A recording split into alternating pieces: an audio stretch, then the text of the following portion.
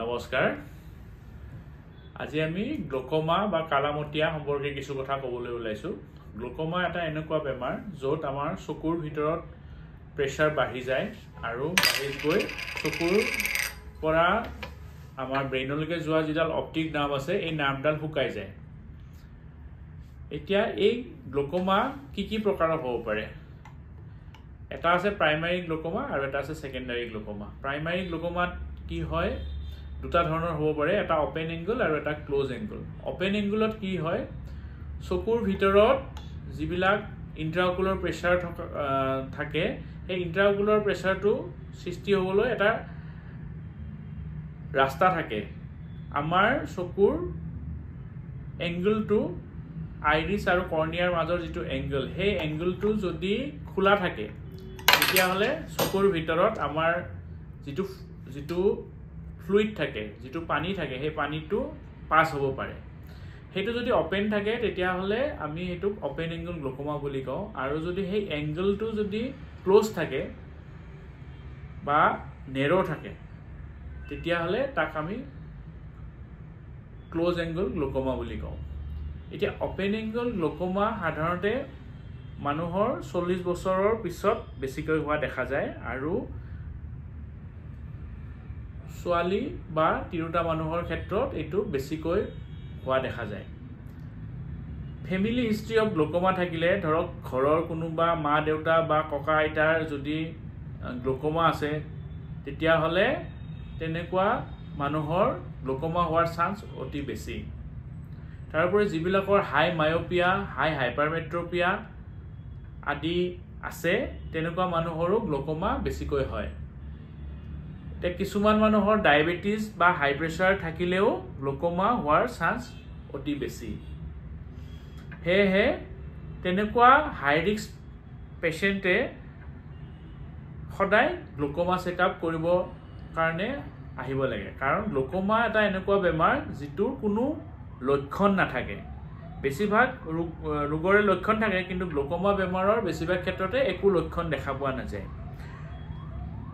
সেই কাৰণে বেছিভাগ ক্ষেত্ৰতে দেখা যায় যে গ্লুকোমা বেমাৰটো একেবাৰে এডভান্স ষ্টেজতে ধৰা পৰে আৰু তেতিয়ালৈকে এই নাৰ্ভডাল বেছিভাগ ড্যামেজ হৈ যায় এই নাৰ্ভডাল যিমানে ড্যামেজ হৈ যায় সিমানে আমি দেখা কমকৈ পাওঁ আৰু গ্লুকোমা এবাৰ ড্যামেজ হোৱা নাৰ্ভখিনি আৰু ঘূৰি নাহে এতিয়া এই অপটিক নাৰ্ভডালত আমাৰ কেবালাখো নাৰ্ভ ফাইবাৰ আছে এই নাৰ্ভ ফাইবাৰৰ ধৰক আমাৰ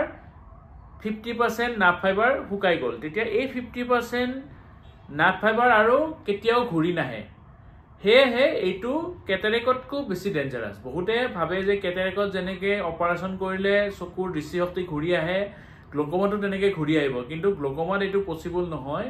কাৰণ গ্লুকোমাত অপাৰেচন কৰি চকুৰ প্ৰেছাৰটোহে কন্ট্ৰোল কৰা হয় অপটিক নাৰ্ভডাল এবাৰ যিখিনি ড্যামেজ হয় সেই ড্যামেজ নাৰ্ভখিনি ঘূৰি নাহে হে প্ৰতিজন মানুহে 40 বছৰৰ পিছত বছৰত এবাৰকৈ হলেও চকু চিকিৎসকৰ পৰামৰ্শ গ্ৰহণ কৰিব লাগে আৰু চকুৰ প্ৰেছাৰ আৰু চকুৰ নাৰ্ভডাল ভালকৈ টেষ্ট কৰাব লাগে এতিয়া হয় আমাৰ angle closure glaucoma angle closure গ্লুকোমাত কি হয় যিটো আইৰিছ আৰু কৰ্নিয়াৰ মাজৰ যিটো এংগল সেই এংগলটো আমাৰ নেৰো হয় সেই কাৰণে চকুৰ ভিতৰত যিটো পানী থাকে সেই পানীটো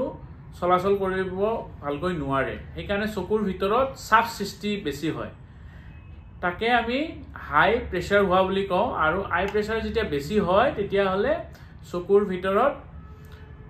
বিষ হ'ব পাৰে বা কেতিয়াবা ভমিটিং টেন্ডেন্সি হ'ব পাৰে বা কেতিয়াবা বমিও হৈ যাব পাৰে আৰু মূৰৰ বিষও হ'ব পাৰে তেনেকুৱা কন্ডিশনত আমি যদি চকুৰ প্ৰেছাৰটো জুখো তেতিয়া হলে চকুৰ প্ৰেছাৰ বেছি পাওঁ নৰ্মেল চকুৰ প্ৰেছাৰ হৈছে 10 to 21 millimetre of mercury 21 millimetre of মাৰ্কাৰীতকৈ যদি চকুৰ প্ৰেছাৰটো বেছি হয় তেতিয়া হলে আমি তাক হাই ইন্ট্ৰাঅকুলাৰ প্ৰেছাৰ থকা বুলি ধৰো এতিয়া এংগল ক্লোজাৰ গ্লুকোমাৰ ট্ৰিটমেন্ট হল ড্ৰপছ আৰু ড্ৰপছত কাম নহলে আমি লেজাৰ ট্ৰিটমেন্ট কৰিব পাৰো লেজাৰেৰে কি হয় আমি আইৰিছত এটা ফুটা কৰি দিলে তেতিয়া সেই ফুটাটোৰে আপোনাৰ চকুৰ ভিতৰত থকা ফ্লুইডখিনি পষ্টেৰিয়ৰ চেম্বাৰৰ পৰা এণ্টেৰিয়ৰ চেম্বাৰলৈকে আহিব পাৰিব আৰু তেতিয়া আমাৰ এই চকুৰ ভিতৰৰ প্ৰেছাৰটো কমি যাব যদি লেজাৰটো কাম নহয় তেতিয়াহ'লে একেবাৰে এডভান্স ষ্টেজত আমি ট্ৰেবেকুলেক্টমি বুলি এটা অপাৰেশ্যন আছে সেই অপাৰেশ্যনটো কৰিব পাৰোঁ আৰু কিছুমান এডভান্স ষ্টেজত আমি ট্ৰেবেকুলেক্টমি উইথ ভাল্ভছ কিছুমান ভাল্ভ দিয়া হয় সেইটোও কৰিব পাৰোঁ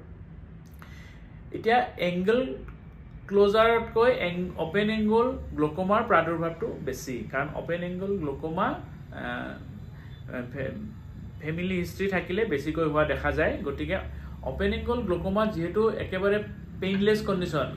বিষ নহয় তেনেকুৱা কণ্ডিশ্যনক আমি যদি ৰুটিন চেকআপ নকৰোঁ তেতিয়াহ'লে ডায়েগনচিছ কৰাটো সম্ভৱ নহয় গতিকে আমি যিবিলাক মানুহৰ ঘৰত গ্লকমা বেমাৰী আছে বা যিবিলাকৰ মা দেউতা ভাই ভনী ইত্যাদি কাৰোবাৰ গ্লকমা হৈছে তেওঁলোকে বছৰত এবাৰ বা ছমাহৰ মূৰত এবাৰ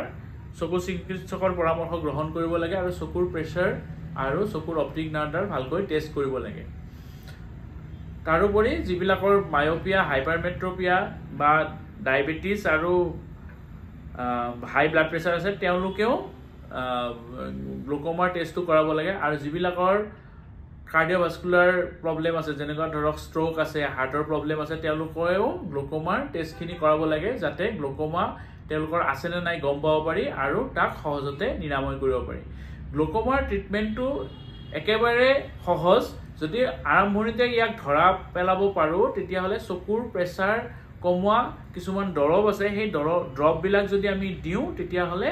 সেই প্ৰেছাৰটো কমি থাকিব আৰু চকুৰ নাৰ্ভডাল ডেমেজ নোহোৱাকৈ থাকিব কিন্তু যদি আৰম্ভণিতে ধৰা নপৰে একেবাৰে এডভান্স ষ্টেজ হৈ যায় সেই এডভান্স ষ্টেজত আমি ধৰা পৰিলেও চকুৰ নাৰ্ভডাল বচাব নোৱাৰি আৰু বেছিভাগ নাৰ্ভ ফাইবাৰৰ এই নাৰ্ভডালৰ বেছিভাগ নাৰ্ভ ফাইবাৰে নষ্ট হৈ যায় তেতিয়া